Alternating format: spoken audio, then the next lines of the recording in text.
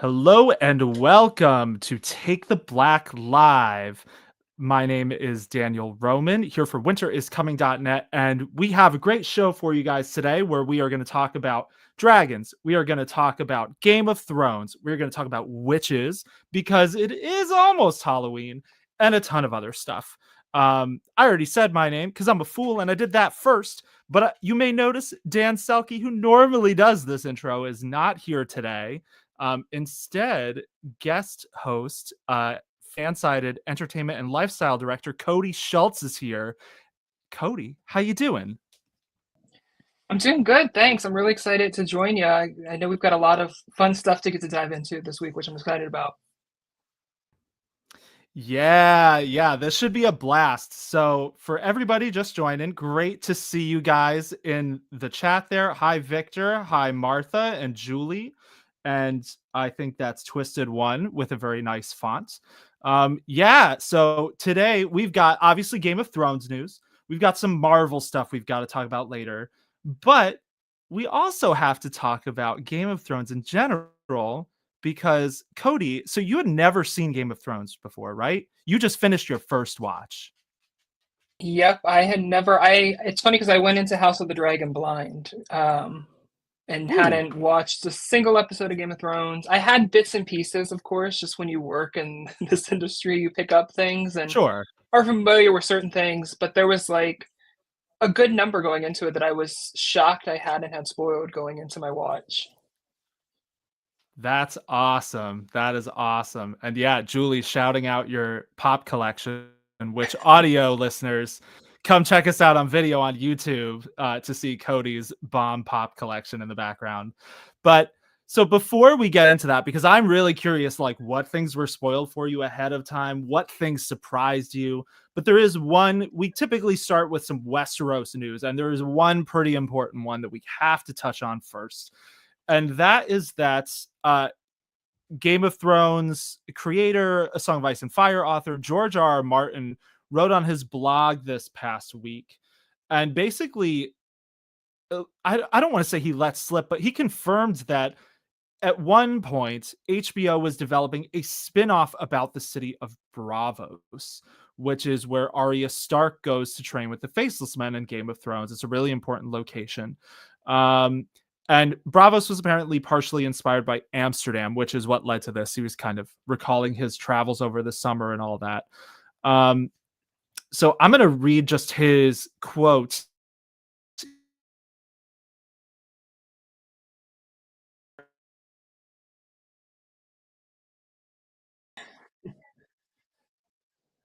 Yeah, so while we wait for Daniel to come back, so yeah, I'll read his quote. So he basically said, "One of these days, I need to write that story about Braavos.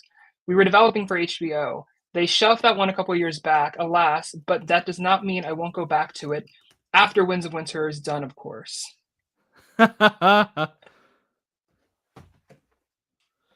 So, yeah, I mean, that's quite the. I'm always like hesitant when I feel like the priority needs to be finish Winds of Winter. But it's interesting to kind of let it casually just slip out there Can of you like, hear me oh yeah, now? this was a If I show. say things, you can hear me. I can't hear you. This is fun. You never know what will go awry. Um, yeah, so I mean, it's kind of interesting to me with George R. R. Martin because, of course, Winds of Winter it's been in the works. As someone who's just catching up on Game of Thrones and the whole lore of it, even I know it's a running bit that he has taken quite a bit with this. Um, and so it's I don't know. I'm curious of what they had planned with this spinoff, um, and what exactly it would have encompassed. I feel like it's definitely a story that could have been told. I feel like there was a lot that could have been dived into with the Faceless Men beyond what we saw across the series. But it's an interesting one for that to have been like in the works and knowing that that could have been the one that we got maybe before House of Dragon, even like that HBO was considering at one point.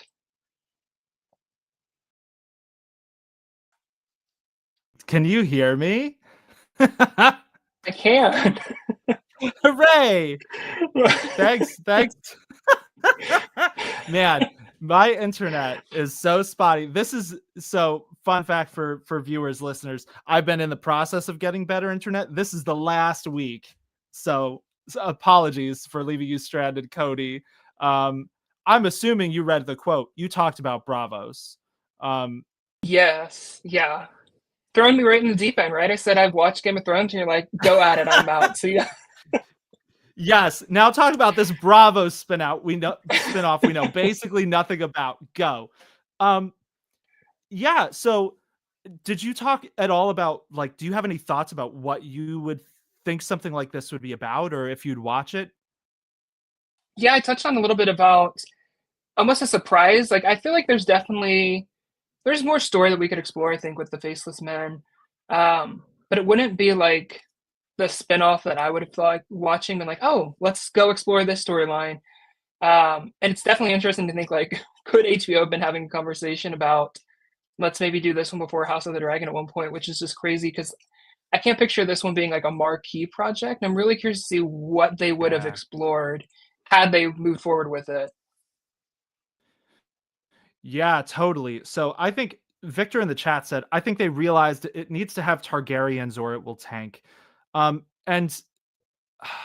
that's a tough one because all the spin-offs we know about, most of them are revolving around Targaryens. So maybe you're onto something there. But the Braavos, the thing that really struck me about George talking about this Braavos spin-off is that he said, one of these days I need to write that story about Braavos we were developing for HBO. Now, I don't know that he's ever actually going to do that. He's got so many things to write that I take that with a grain of salt. But it's interesting to hear him talk about this as though it was a project he would write because, like the Nymeria spinoff, 10,000 Ships, he's never said something like that about, all of the other ones. He's never been like, maybe I'll go write that as an actual story. It makes me wonder if the Braavos spinoff was about like the founding of Braavos, because that's kind of a thing that is like really shrouded in a lot of mystery in the Song of Ice and Fire lore. Like Braavos, if I remember right, it was started by like Valyrian slaves who escaped and then founded this city. So it seems like and the Faceless Men are like integral into that whole saga. And it's really not something that Martin has talked about a lot, aside from a little bit in the World of Ice and Fire, which is this world book you can get. So the fact that he's saying, maybe I should write that makes me wonder, like, if it is like the deep lore of Braavos. But I'd watch it no matter what. I'd take a serial episode of the week, Faceless Men doing contracts and whatever. I think it'd be fun either way. Now that kind of would have been a fun angle of like case of the like not case of the week, but almost like that format of like a storyline of the week of just like seeing them going on like a mission that's self-contained, but we get an overarching story. Definitely would be a departure from what we've seen in this franchise. But I would have been curious to see how many seasons it would have maybe run if they were working on it. But yeah, it's interesting that he Yeah, actually said like I was wanting to work. We were working on this, and I'm thinking of maybe still doing it because I feel like it shows it's obviously something he's got some passion and interest behind. So maybe it'll re-enter the mix exactly. at some point. Yeah, exactly. That feels telling to me that there's something juicy there. Even though that's just like a throwaway comment. Just because, yeah, for a lot of these other shows, that's not something he said. So I hope we find Yeah, out and more about it at some point. you almost have to wonder if he put that out into the universe to see what the reception is. Like, does this get a positive reception? Like, are people excited? Like, look, HBO, they're talking and they want this. I mean, it works. We've seen other creators do that. Like, get the fans talking, see, do they actually want this, and then use it to sell it. Yeah, I mean, that wouldn't be totally off character from his blogging of the past few months. So who knows? And he did say that it is shelved. So it sounds like for right now it's not being developed, which is I'm fine with it because they already have so many spin-offs. They need to get a few more of those off the ground and what have you first. But yeah, as Victor says, GRRM is the master planner. So I don't put anything past him. He's been using his blog like Tyrion Lannister leveraging, connections in King's Landing of late. Um, but So speaking of, do you have anything else you want to say about Braavos before we move on to the heart of our show here today, Cody?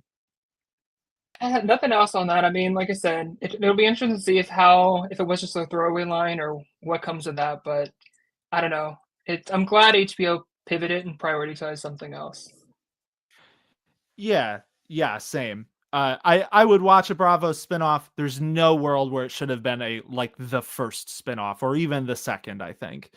Um, so, but stepping away from Bravos to the rest of the Seven Kingdoms and Essos and everywhere else. So for all of you just joining, what the main thing we're going to discuss today is that Cody here just finished watching Game of Thrones for the very first time. And I don't know about you, but I really want to hear his thoughts about it and about all these things that we've all been mulling for years and years. So, Cody, my first question for you, we're going to start with a controversial one. Uh, how was season 8? Did it live up to the reputation of being terrible, or did you have a good time with this show through to the end? It's so funny because going into this, I remember all of the fan reactions, the backlash season 8 got. So going into this binge, I almost was negatively minded, like, oh, when I get to this, it's gonna be a drop. I'm not gonna like it. Maybe it's because I set such a low bar and like told myself I wouldn't, that I actually did. Um, I really enjoyed the full series. I didn't think season 8 was an awful season, but I think part of it is I know I went into it and was able to binge it within a very short span of time. I wasn't waiting 2 years between seasons. I didn't have these high expectations of what the final season would deliver.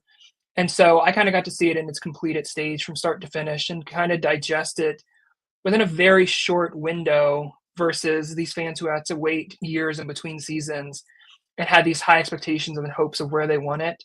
So I feel like the binge style, like going in blind and watching it start to finish as I did, I think it sets it up for better success than if you had been watching it when it was on HBO. Just by nature, because like I said, I didn't have those expectations that the fans had from like watching it and waiting and the anticipation building. And I think that's what helps it a good bin make it a good binge show if you haven't seen it before, is because you don't have those same expectations as the fans who were there along the ride, who actually had to go through it and like wait for those weekly episodes, wait between seasons. And yeah, I enjoyed the end, the final season. I enjoyed season 7. And it was a really good binge. It was hard not even when the episodes got longer at the end, it was hard to just like stop at one episode and not go on to another. Yeah. Yeah, I could see that. Yeah, so some interesting comments here. So Victor saying binging and knowing the fan reaction doesn't give a true experience of how excruciating season 8 was. It is interesting though, because like so I had read the books before the show even started. So the amount of expectations on especially the final 3 seasons of Game of Thrones, but especially the last one, um, it is really hard to I can't think of any other series that had a similar situation where it's like they were delivering on not only the end of the show expectations, but fan expectations for people who had been wondering how this story from the books was going to end, going all the way back to the mid 90s, where it's like, even though the show's its own version, it's you still presume you're getting some bits of what the ending might have been from the books too.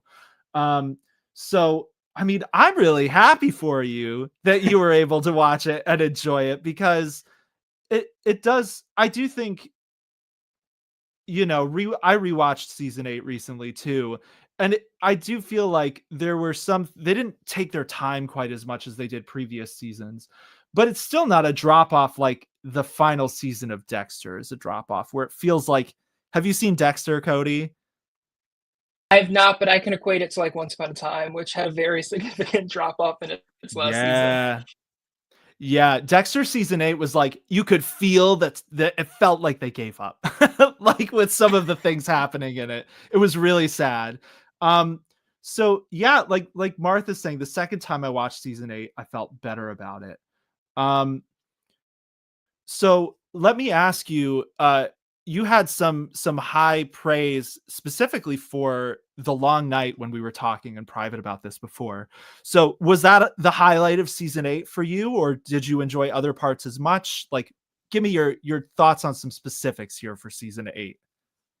Yeah, like I told you, the long night is probably one of my favorite episodes just from my binge watch. It was, I mean, what was it, 90 minutes, something crazy long, but it did Yeah, not feel like a long episode. And that's always a sign of a good episode to me, is like same thing with Stranger Things season 4. Like we had some episodes that were really long, but they didn't drag out. Like totally. the pacing worked perfectly, that you're not sitting there like checking your, phone, seeing what time it is, how much longer you have in the episode. And I mean, I was hooked from start to finish. And I think we talked about it too. Like, I know I found out after the fact that this was an episode that was very hard for some viewers to watch just because of the brightness. And as I mentioned to you, I think I just set myself unexpectedly up for a good binge because I was watching it at night and the lights were off. And so I didn't have to Yeah, adjust or struggle to see what was going on in the episode. But it felt like this culmination of like, we've been talking and we've seen like the story laid to path, and then we got this battle, and they left it all on the field and just went there from start to finish. There was just so many incredible moments, and each character kind of got moments to shine, which I always like in ensemble shows, because sometimes you can get an episode that's just a very character specific episode, and others kind of feel like they're there just for the sake of being in the episode because they had the actors on set and they sure. needed them, and they make a random one off. But I feel like each character kind of got a moment in that episode. And I mean, come on, the moment when Arya, takes out the Night King is, I didn't, I Yeah. remembered that, but I forgot it when I was watching, and I was like, oh yeah, this happens, and I'm like, yeah, that was just as epic as I expected it to be. Um, but no, it was. I really enjoyed it. I've told our colleague Natalie, I was really satisfied with the end sequence, um, with Mm, like where we kind of left off and kind of did like the breaking off and kind of getting to see the Starks go in their different directions. For me, maybe it's because I binged it the way I did, but it felt like that full circle moment of like, we started the season. It was very much in season 1 about the Starks. And so to end with those characters and kind of see their journey, end with just enough to where you see where it's ended, but the door is left open for you to use your imagination if the story continues. I really enjoyed that. And I wasn't entirely mad about who ended up on the Iron Throne at the end. I knew who ended up, so going in, I already knew that. It was yeah. kind of a curiosity of seeing how that journey happened and how he got to that stage. Um, and yeah, there's other characters I maybe would have rather seen on the Iron Throne, but I wasn't like totally angry with that ending. Um, Seeing Sansa as the Queen of the North was definitely a highlight. I loved that Yeah. direction, and yeah, I enjoyed the season. I could have done without Danny's heel turn. Um, I'm kind of Mm. indifferent on that still. Still processing my feelings exactly for how I feel about that. But that was probably the one thing which I know that was a topic of much debate and discussion when the series was on as well. Yeah, yeah, that's really fair. I was gonna ask you, did the heel turn land for you? I feel like if you're saying you're indifferent to it, that's probably a little telling in its own way, that maybe not that they botched it, but that it could have been more effective. Thinking about some of these like great character turns and betrayals and TV shows and stuff like that. Um, but it sounds Yeah, I like it think didn't bother you at least. I think what it was is I just going like right from when we met Danny, that was she became an instant favorite for me. So knowing where her journey ended, I'm like, I don't know Yeah, how exactly we're going to get there. I know where it's ending. I mean, I think they gotcha. did a good job of paving. Like they could have, I think, been a little bit more heavy-handed almost with like setting the story into place and not doing as quickly of a turn there. I mean, because there were definitely glimmers we saw of like them building up to it in a sense. Um, Totally agree. but I think that's where I'm more indifferent is I just love that character, and Amelia Clark is just amazing. So that's where I was like, I just love this character, and maybe the ending could have been different for her, but I wasn't mad with how it played out afterwards. I think it did play out like they did it well storyline wise after. It's just as a fan of that character and actress, I was like, I wish we'd maybe done something different here. Yeah, I think that's pretty fair. I feel like there were a few characters in particular that I wished we'd gotten a little more time with, like Theon's sister. I know that's a smaller one, but like it still felt like we could have done with like one or two extra scenes kind of tying up some of these characters. But yeah, the Danny heel turn, it's interesting because obviously that was very divisive. But I fully agree with you that they did kind of seed that all throughout the show. I don't think anyone, you know, it was devastating to watch, but it's one of those things where it's like you knowing that it was coming almost doesn't ruin it, because I think if they set it up well enough, you should kind of feel that it's about to happen anyway by the time you get there, you know? Um, so let me ask you this. It sounds like, so quality dip, not really for you. Who were some of your favorites or least favorites in the show?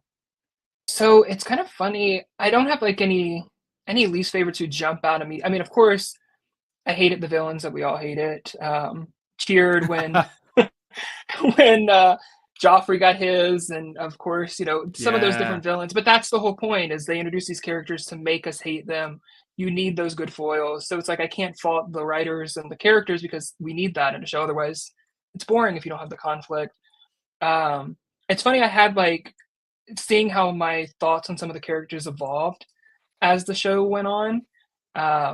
Like I remember I told Natalie at one point, like, I do not like Jamie in season 1, and then, like, I came to really appreciate Ooh. that character as he went through his development, his arc, and, uh, and so it was funny how, like, that turned around. She's like, "Give it time," and sure enough, like, as I watched it and got in there with the character and got to see the arc they took him on, I really turned to like that character. Arya was for sure the character, like, from start to finish. I love that character so much. I'd love to have seen a spinoff Yeah. of with her, like, that would have been a really fun spinoff. Um, seeing and going seeing her explore and kinda go down that journey. Um, Sansa was another one that took me a little bit to warm up to, but then, of course, as she kind of went along with the seasons and we got to see her development and growth, I think she had one of the best arcs over the course of the show, just with coming into her own as a character and as a leader. And you just could see the shifts between seasons as Sophie Turner kind of embraced the character and kind of got to grow. And she went from the quiet little bird as we saw her in first seasons and really just grew into this leader. And it was one of my favorite arcs across the show. Of course, the obvious ones like Jon Snow. How can you not like a character like Jon Snow? If I'm being, Yeah.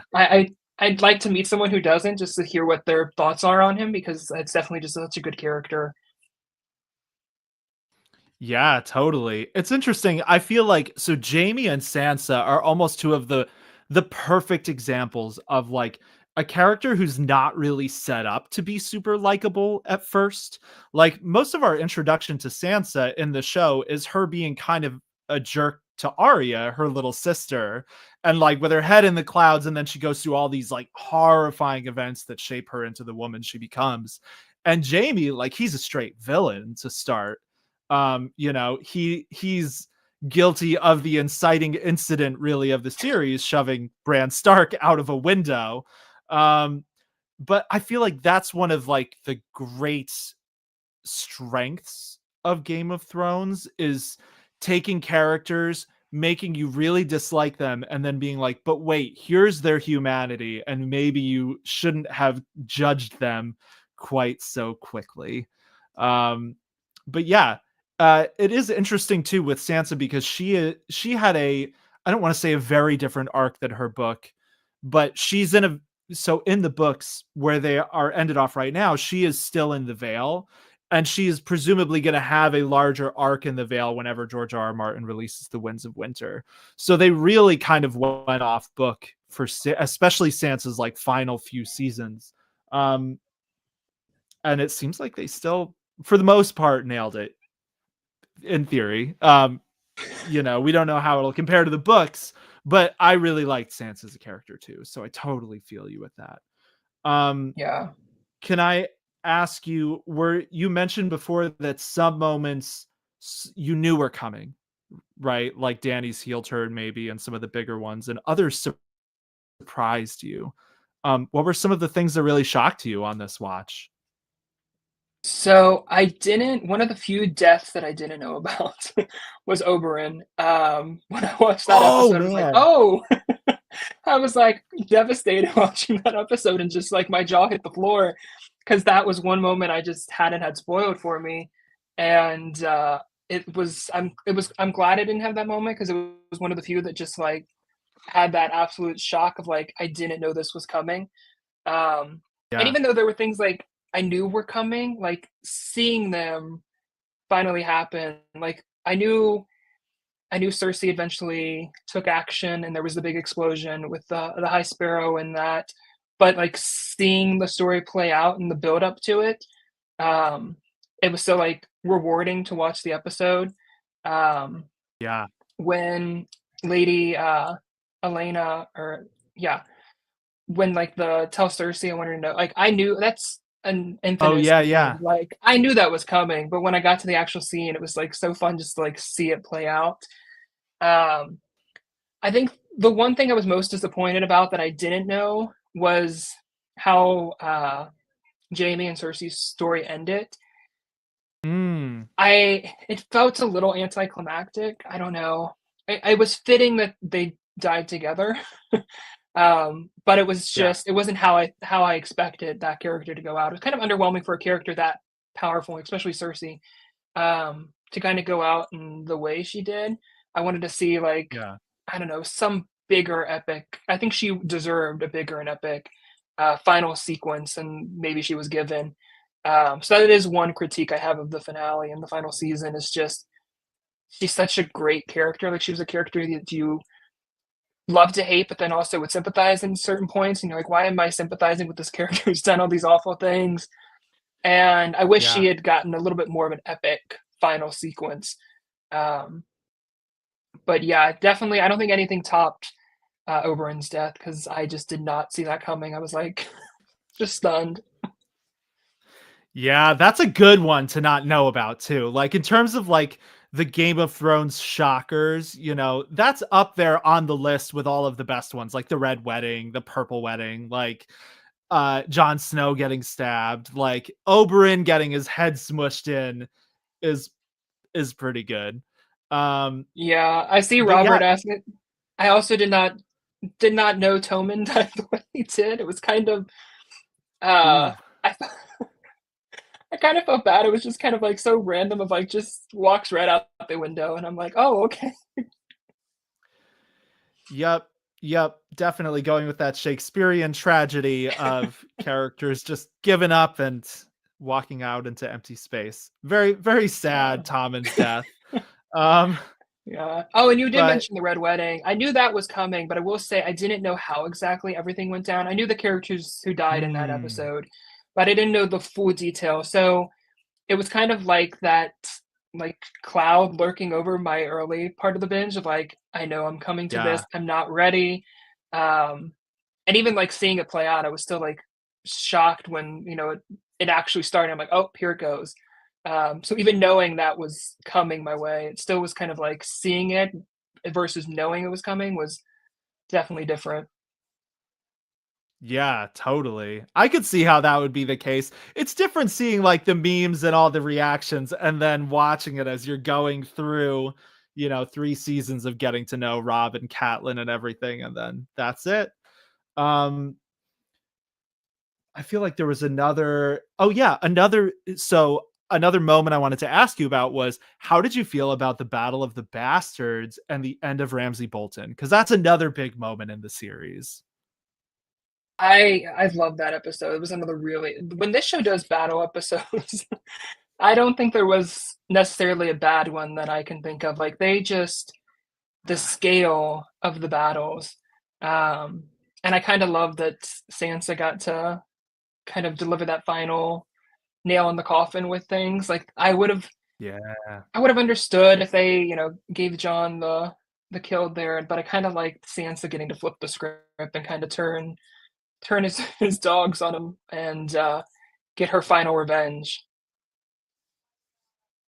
Yeah, totally. I like that too. I thought that was a nice, John and Ramsey had their rivalry, but like he'd wronged Sansa a lot more. So it was good to see her get that moment. Um, feeding him to his own dogs, pretty brutal. All right. So we've talked about this a bit. Are there any other moments or things you want to shout out? Things you loved, things the fans are wrong about, things they're right about, or anything in general you want to? The floor is yours to discuss Game of Thrones as you will. That's that's a daunting, very open-ended question. I'm trying to think. I mean, We try to make it easy. I think the biggest thing is if you're someone like me who didn't watch the show when it was on air, don't let the final season chatter you've seen on social media scare you away from watching. Because I think when you see so much criticism, it's like, I'm not even going to bother giving it a chance. And I think it's definitely worth going in. You might feel differently. You might agree with the people who were watching it and the fans who followed it along the way. But I don't let the fan just like, it's very daunting when you hear like so much hatred around a final season. It's like, oh, do I want to invest my time in watching this 8 season show when everybody hates the ending? And Yeah. I've been that person before. Like I'll read reviews and I'm like, they don't really think it's good. I've already got enough on my watch list. I won't give it a shot. But it really is such an amazing series. I think it actually works almost better as a binge watch when you don't have to wait years between season because you can kind of appreciate and digest things at a little bit quicker pace. And I think that does help with why I didn't hate the final season. And also, I don't think I've mentioned and confirmed it, but I haven't read the book, so I also don't have that side of things to be comparing the books and the show, which of course always helps with adaptations. Yeah. But I think the show will surprise you, even if you do know. Like I said, I went in knowing things, and it did not take away from my enjoyment of binging the show. I mean, I binged through this series in, I don't know, maybe a month's time. Um, so Wow. it was just very, very addictive of like, oh, I need to watch more episodes. So yeah, if you haven't watched it like me, finally dive in. Don't let the controversy around the final season scare you away from diving in and enjoying this show because it's a really great show, and I'm kind of excited now to just see what's next and know the lore a little bit more. I'm almost curious to see what I'll think of House of the Dragon season 3 now, having more background on the franchise, and because I went into House of the Dragon blind and just watched that without watching Game of Thrones. That's got to be such an interesting watching experience to have seen House of the Dragon before Game of Thrones. Did it change the way you looked at House of the Dragon at all? Like, did you find yourself thinking about the other show at all while you watched this one? I mean, honestly, it was kind of, when they reference different points, I'm kind of curious to go back and maybe watch different parts of season 2 in particular again and see it differently. But I remember that was like an ongoing thread with like watching season 2 was like, oh, I don't have the knowledge of Game of Thrones of the book, so I'm very blind in what I'm watching. Which is, I don't know, liberating in a sense of like I don't have the expectations that a lot of other fans have as a passionate fan, which I've got many of those other ones without other fandoms that have adapted things that I've read and that and it's hard not to compare when you've got the fandom of a book because when you love Totally. something and then you see it adapted and they change things that you loved or they take out things that you loved, it's hard not to be like, well, what are you doing? Because you fall in love with the source material and then to see it changed, it does, understandably make you, you know, not like what you're getting. But I don't think it definitely didn't impact my ability to watch House of the Dragon, which is nice. I think they made it accessible. Nice. Like, there's definitely stuff that went over my head that I think if I watched it again now, I'd pick up on. But it was easy for me as someone who just came in blind to watch it and not be entirely lost, which was nice. Yeah, I mean, that's a sign of a good spin-off, prequel, whatever you want to call it to me. If you can watch it without needing to have seen the other one, but you'll maybe get more out of it. Um, cool. Well, Cody, thank you so much for sharing your fresh Game of Thrones takes here on the show. This has been so exciting because obviously you can see in the chat, we've got people listing off some of their favorite moments like Hard Home, which shout out, Hard Home is, I think, one of the best examples of Thrones going off book because that doesn't happen at all in the book and doing it really, really well. Littlefinger's death, people are saying they liked. So yeah, it's really cool to get your take on this. Thank you for coming on and talking about it. Yeah, thank you for having me. And yeah, it's very fresh because I just finished my watch over the weekend. So you're getting my very Yeah. fresh and raw reactions. Which got a shout out too. You said you watched it in like a month. So that's like 2 seasons a week, give or take. So like kudos you. You did the work, man. When I get hooked by a show, it's very easy for me to just clear and just focus on that and put a lot of other shows by the wayside. And that definitely happened Yeah. with this. A lot of weekend binge watches and Awesome. Awesome. So awesome. Um, but there is another show that I think you and I have both been watching, a few other shows, but one other we're going to talk about next. You have any final Game of Thrones thoughts before we move on to the next segment of our show? I don't think so. I'm excited to talk about this next show we're going to dive into. Okay. So this week is the 2-episode finale of Agatha All Along, which is Marvel's most recent show that's on Disney Plus. And we've been talking about Agatha throughout, its airing, but I don't think we've really done like a dedicated segment to Agatha All Along. And knowing, Cody, that you're a huge Marvel fan and that you've been enjoying it, this kind of felt like the right week to dig into Agatha a little bit before we watch the final 2 episodes, which no one has seen, for the record, because sometimes we get screeners ahead of time and we talk about them in little bits and stuff like that. So far as I'm aware, no screeners were sent out at all for these final 2 episodes of Agatha All Along. So we'll all be watching them fresh together tonight and tomorrow. So Cody, how are you feeling about Agatha at this late stage? Is this living up to what you hope for in a Marvel show? Is the MCU back? Yeah, absolutely. I WandaVision remains my top level. It's still my favorite. I know we've had a lot of amazing shows.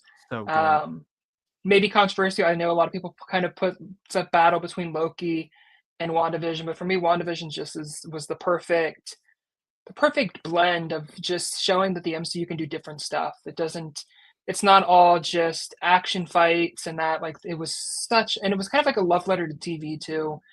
Um, Totally. and I I had high expectations going into Agatha, and I'm very, very grateful that they've exceeded them.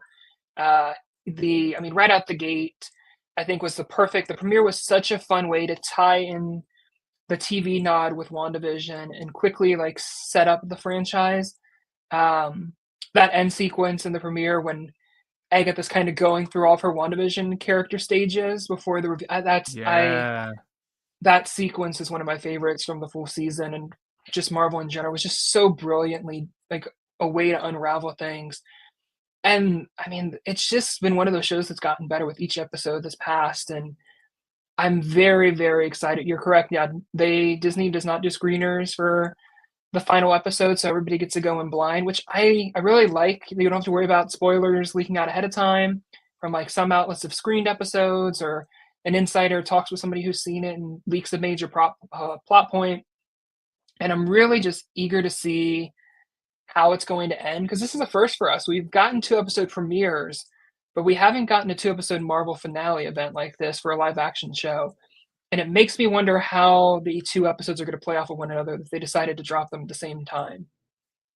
Same, same. I was thinking about that just this morning because I saw they released like a clip, I think, from episode 8.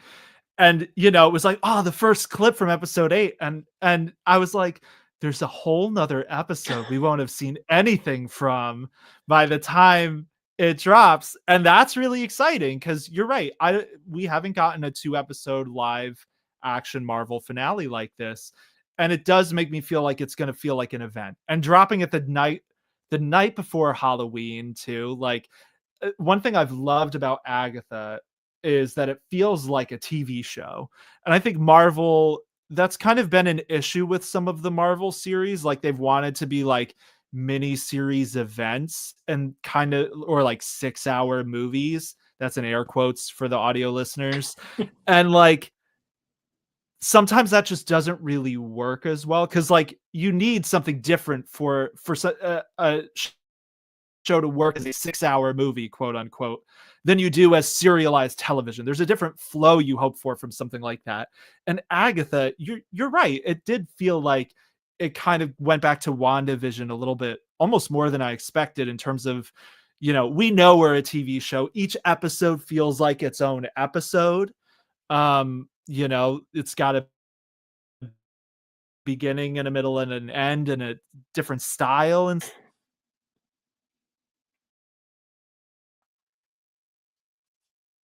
Yeah, it's definitely one of those shows that heading into, I mean, first perfect timing, dropping it to where they would time it out right before Halloween because this show has fully done spooky vibes. I don't think we've talked about it, but I really enjoyed how they've kind of done like fun and subtle nods to witches of pop culture.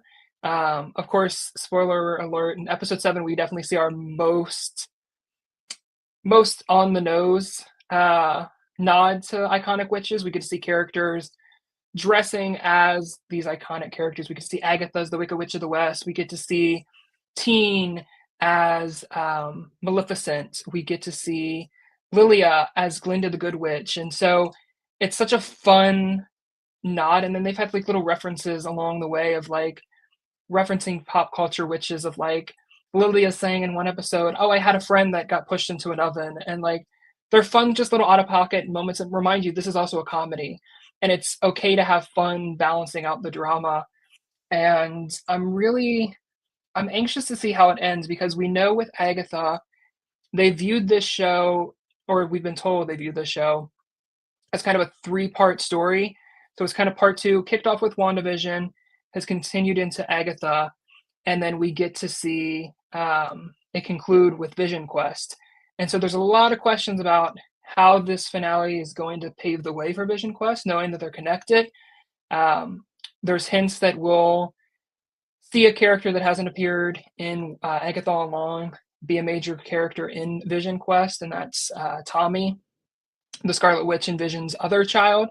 So I'm kind of eager to see, do we get a post-credit scene that tees up that? Do we leave the door very open? Like it's exciting to go into those episodes and get to see what Marvel has up its sleeves and how it'll set up the next chapter. But I definitely hope, and I think we haven't seen the last of some of these characters, be it Catherine Hahn as Agatha, Joe Locke as Teen, aka Billy. I think these are characters we're definitely going to see more of as the series progresses, and I'm excited to see where that goes. And speaking of Marvel, I'll pivot right into our next segue while we wait for Daniel. We just got a bunch of confirmation on what's coming for Marvel. So literally on the eve of Agatha All Along's finale date, Marvel dropped a new promo on Disney Plus that I think might have came prematurely. I'm almost certain it was meant to arrive before Agatha. And it basically laid out the upcoming Marvel slate of releases. And so we got confirmation Deadpool and Wolverine will begin streaming on November 12th of this year. So coming just before Thanksgiving, I'm sure that's going to be a popular release. A lot of people are probably going to watch it ahead of the Thanksgiving holiday. Agatha, all along, turns out won't be the final Marvel show of this year. We're getting the final season, the third season of What If, on December 22nd. It still hasn't been confirmed whether it's going to be releasing with daily episodes like we saw with season 2, if they're doing a full season binge, or if it'll premiere and do weekly episodes. But we've got that'll come in right at the end of the year.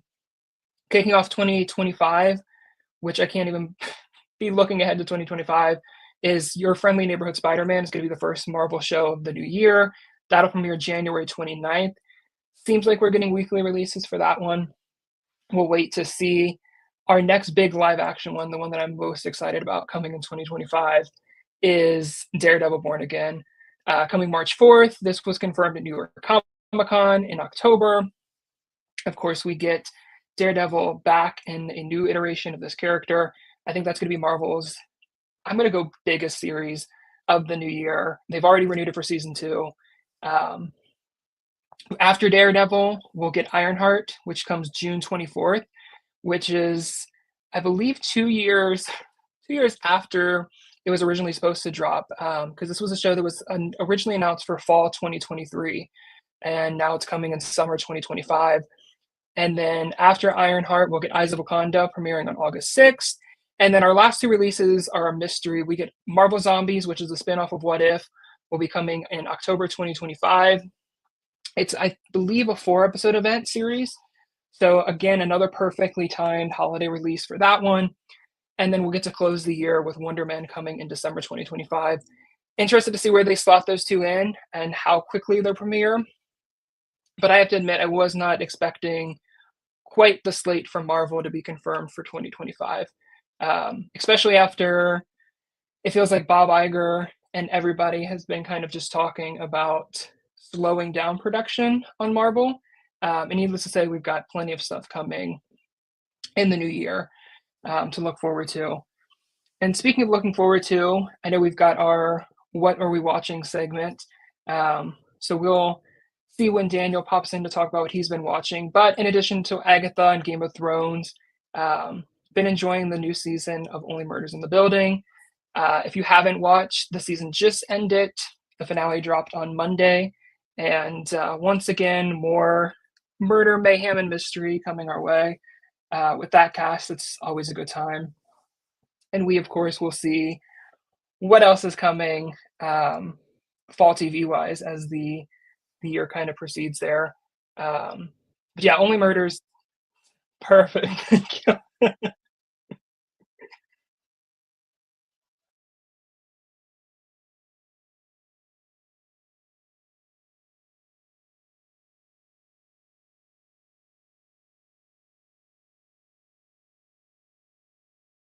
Yeah, so I was just talking about Only Murders in the Building, which just wrapped season 4. Luckily, already renewed for season 5. Really, really enjoy that one, and it's such a fun series. I'm curious to see how much gas that one still has in the tank at this point. I'm still enjoying the show. I don't think it's stale at all. But as the show starts to get up there, you start to wonder how many more murders can occur in the building. And so we know there's at least one more story that can be told in season 5. It'll be interesting to see if that ends up being it or if they find a way to keep that show going.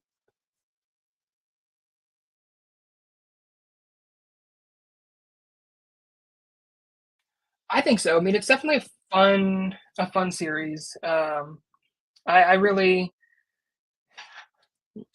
um, I'll just riff here on my own and talk about some other stuff. So yeah, we also, speaking of looking ahead, we've got Squid Game is going to be coming back soon, so that'll be exciting. Definitely some fun stuff coming in the final stretches of the year. I appreciate the love in the comments that you can still hear me. Didn't mean to commandeer the Winter's Coming Take the Black podcast today and kick Daniel out, but I'm happy to be here talking all things Game of Thrones and pop culture. But yeah, let me see. What else am I watching? That's fun. Agatha is definitely a highlight. If you haven't started the season, dive on into that one. You'll get to binge all the season. Perfect watch for Halloween, especially with the finale dropping tonight. But yeah, do we want to go ahead and just pivot right on into a solo lightning round? All right, so let's dive into the lightning round. So we've got some various news briefs that we'll just run through, and I'll give you a quick update on what's happening across the world of entertainment. So up first, we have got Good Omens is coming to an end in quite an interesting way. Instead of it getting a third season, we are going to be getting a 90-minute special, which they still aren't billing as a movie, which doesn't I don't quite understand why we're doing that. But there's, of course, been some controversy with the show's creator. And so they decided just to wrap it up with a movie. Next thing, some disappointing news for the Star Wars Rey sequel. The movie has lost its screenwriter, Stephen Knight. Setbacks like this, I feel like they always seem daunting and bold, but we've seen it before. I think it'll just be a matter of finding a new fit. And obviously there was something going on behind the scenes that we need to get ironed out and sorted out there. So we'll see what Lucasfilm comes up with, but definitely a little bit of a disappointing setback to know the movie has lost its screenwriter at the moment. All right, rolling right along. Ironically, I didn't mean to name drop Squid Game earlier, but David Fincher is reportedly working on an English language version of Squid Game. Um, Not sure how to feel about this. I know Netflix has wanted to keep this franchise alive and sees it as a cash cow after the success, but there's such thing as overdoing it, and I don't know. We'll see where that goes and if we need it. And then let's see. Greta Gerwig, she's going to be fighting Netflix to show her Narnia movies in theater. So, of course, the movies were originally going to be dropping on Netflix. We don't know what the state of them are, but now she's fighting to get them into the theaters, which makes sense, honestly, for this franchise. Narnia is a theatrical release that deserves to be seen on the big screen. So I'm rooting for her and hope she wins this fight. And then, oh, Daniel, I think we've got you back. I think so, maybe. But I missed. God, it's like the internet knows that we're ditching it for better service this week. So it had to get one last bit of spite in. So sorry about that, everybody. Welcome back. We're in the midst of a crazy one-sided lightning round. So I am happy to see you back so I can tag off. And I'll get one more in there before I hand it off to you. So Game of Thrones star Sophie Turner reportedly in the running for Lara Croft from Amazon's upcoming Tomb Raider show. Thoughts? I don't love Sophie Turner as a Dreamcast for Lara Croft. I do love Tomb Raider. I will watch it. But I feel like there's got to be a more spot-on casting maybe than Sophie Turner for that part, personally. All right. I'm just going to assume that means I beat the buzzer so bad it forgot what buzzing sounds like. All right. Here's one for you, Cody. The late Christopher Lee will appear in the animated Lord of the Rings movie, The War of the Rohirrim, thanks to archival recordings of his voice. Yeah, this one I'm curious on. I need to read up on it. I think it's a fun moment in the making, but I am kind of hesitant to know what Lee's thoughts were on like the use of his image posthumously. And so I'm kind of like, is this something he would have wanted? If he was game for it, I think it's a great thing, fun for the fans. If not, it feels a little icky. Yeah, hard agree with all of that. All right, why don't you ask me this bookish one next? Yeah, so we've got the Unbroken author C.L. Clarke is releasing an arcane tie-in novel called The Ambessa Chosen of the Wolf and coming out February 18th. Yeah, I'm super stoked about this. So C.L. Clarke is a fantasy author. She wrote The Unbroken. I forget the name of the second book. But yeah, doing a tie-in novel for Arcane about the leader of the Noxians. So that's just like such a perfect match. Like I remember seeing C.L. Clarke nerd out about Arcane back during season 1. So love to see it. All right, I want to throw you a bonus lightning one. Because correct me if I'm wrong. You've done a lot of lightning so far. So any you want to. Well, I'm curious. This one's off script. Do you hope that it'll be a spinoff? Because I know Arcane is coming to an end, correct, on Netflix? It's Netflix series. Yes. So would you like to see this story adapted eventually? I don't know that I would want an Ambessa spinoff. Because I think she's already getting a lot of coverage in Arcane, but I think there should be some kind of spinoff. They've said that they're hoping to do other League of Legends stories after Arcane, and I think they totally should do that. They're ending Arcane with 2 seasons because that's the story that they wanted to tell. So yeah, sign me up for spinoffs. All right. Are you ready for the final bit of lightning round here, Cody? I'm ready. Okay. You've been an absolute champion on this podcast today. All right. Last one. So the Dune Prophecy crew is already planning future seasons, and it sounds like they could span centuries. You know what? I'm game for it. I think it's I think it's smart when creators plan ahead because it helps them know where they're going. And if you have a roadmap, you tend to tell a better story than if you're just keeping a show going for the sake of keeping it going. So I like that they're being proactive and betting on the show ahead of time and planning for future seasons because hopefully that means HBO will return the favor and bet big on them. Yeah, fingers crossed.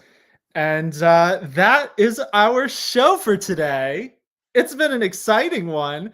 Cody, thank you for rolling with the punches, giving us your opinions on Game of Thrones, on Agatha, and captaining the ship as we had some technical difficulty plot twists. And yeah, definitely. Thanks for having me. We're just gonna we'll blame it all. It was Agatha all along. She, cut your internet out for today. Perfectly timed and branded there. But yeah, thanks for having me. It's been a blast getting to talk Game of Thrones, Agatha, and fill the space talking Marvel, which I can do any day of the week. So I've really enjoyed coming on and can't wait to do it the next time. Yes, can't wait. Always a pleasure to have you on here, Cody. And for all of you listening, thank you so much for tuning in. Don't forget to like and subscribe if you're on YouTube. Find us on Spotify, Google Play, Apple Music, all the places you get your podcast. Oh dear, the lights are flickering in here like there's a ghost. So before something really bad goes amiss, the haunting of this pink room, we're going to sign off. So thank you so much for tuning in and take care all.